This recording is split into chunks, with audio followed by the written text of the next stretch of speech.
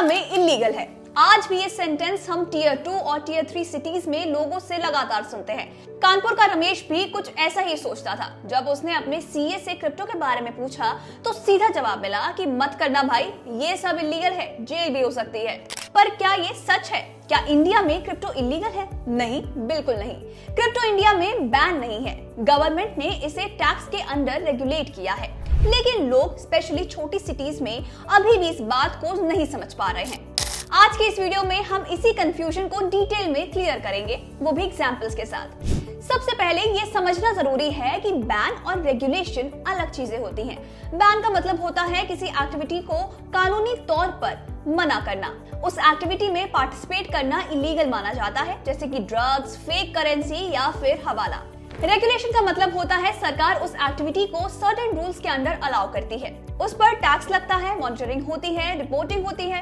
Crypto India में ban नहीं है, सरकार ने इस पर रेगुलेशन लगाया है। अगर क्रिप्टो बैन होता तो इंडियन क्रिप्टो एक्सचेंजेस जैसे कि CoinDCX और CoinSwitch ऑपरेट नहीं करते, आरबीआई और ministry of finance regular clarification नहीं देते और गवर्नमेंट उस पर टैक्स भी नहीं लगाती। जब गवर्नमेंट किसी एक्टिविटी पर टैक्स लगाती है तो वो एक्टिविटी लीगल होती है। Taxation is a form of regulation. यही कंफ्यूजन काफी वाइड स्प्रेड है और इसका एक बड़ा रीजन है आउटडेटेड या फिर अंडर इन्फॉर्म्ड अकाउंटेंट्स। टीयर 2 और टीयर 3 सिटीज में काफी सीएस क्रिप्टो के नए टैक्स रूल से अपडेटेड ही नहीं है। ज्यादातर सीए सिर्फ ट्रेडिशनल इनकम सोर्सेज के साथ काम करते हैं, जैसे कि सैलरी, एफडी, म्यूचुअल फंड्स या फिर प्रॉपर्टी। क्रिप्टो जैसे नए असेट्स क्लास के साथ उनका एक्सपोजर होता ही नहीं है। न्यूज रिपोर्ट्स और पहले की आरबीआई सर्कुलर्स की वजह से भी काफी मिसअंडरस्टैंडिंग बन चुकी है और जब कुछ समझ नहीं आता तो सीए सेफ साइड लेने के लिए कहता है कि क्रिप्टो मत कर क्योंकि इलीगल है। प्रॉब्लम यह है कि क्लाइंट जैसे कि रमेश अपने सीए की बात मान लेते हैं, वो भी बिना वेरीफाई किए। 2022 के यूनियन बजट में सरकार ने क्रिप्टो को ऑफिशियली डिफाइन किया एज वर्चुअल डिजिटल असेट्स यानी कि वीडीए। उसी बजट में अनाउंस हुआ था कि क्रिप्टो से जो भी प्रॉफिट आप कमाओगे उस पे फ्लैट 30% टैक्स लगेगा। हर सेल ट्रांजैक्शन पर 1% टीडीएस कट होगा। कोई भी लॉस आप एडजस्ट नहीं कर सकते हो, कोई और डिडक्शन भी अलाउड नहीं है, सिर्फ buy price minus selling price. ये सारे रूल्स क्लियरली दिखाते हैं कि सरकार क्रिप्टो को रेगुलेट कर रही है। अगर असेट बैन भी होता तो इन सब रूल्स की जरूरत ही नहीं होती।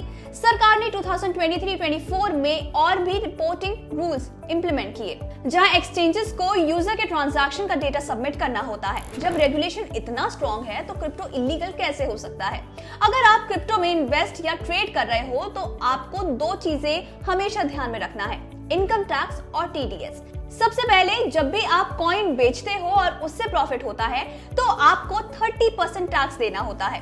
इसमें आप कोई भी एक्सपेंस क्लेम नहीं कर सकते। दूसरी चीज, जब भी आप कॉइन सेल करते हो, चाहे प्रॉफिट हो या फिर लॉस, हर बार 1% टीडीएस कट होता ही है। अगर आप किसी को क्रिप्टो गिफ्ट करते हो और उसकी वैल्यू 50,000 रुपीज से ज्यादा है तो उनको भी टैक्स देना पड़ सकता है और ये सब आपको इनकम टैक्स रिटर्न में डिक्लेयर करना पड़ता है, या तो कैपिटल गेन्स के फॉर्म में या फिर बिजनेस इनकम के रूप में, depending on your trading activity. Ramesh जैसे लोग जो क्रिप्टो में इंटरेस्टेड तो हैं, उन्हें ये स्टेप लेने चाहिए। ऐसे सीए के साथ काम करो जो क्रिप्टो के नए टैक्स लॉ समझता हो। आज ऑनलाइन काफी क्रिप्टो टैक्स एक्सपर्ट्स अवेलेबल हैं। इंडियन एक्सचेंजेस यूज करो जैसे कि CoinDCX, CoinSwitch। यहाँ कंप्लायंस और टीडीएस ऑटोमेटिक होता है, जिससे आपका हेडेक थोड़ा कम हो जाता है। हर ट्रेड का रिकॉर्ड रखो, कब खरीदा, कितने में बेचा, क्या प्रॉफिट या क्या लॉस हुआ। अपने सीए को एजुकेट करो, उन्हें नया लॉ समझाओ, रेफरेंस दो, वीडियोस दिखाओ। अगर वो समझने को तैयार नहीं है तो किसी नए एक्सपर्ट से कंसल्ट जरूर करो।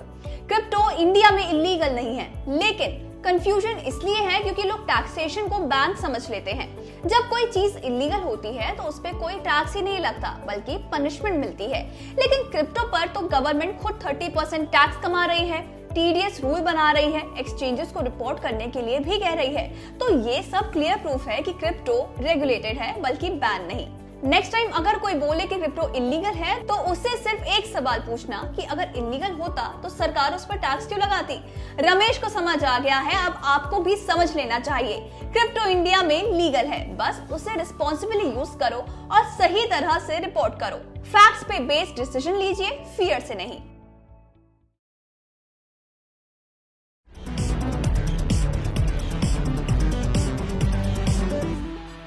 है।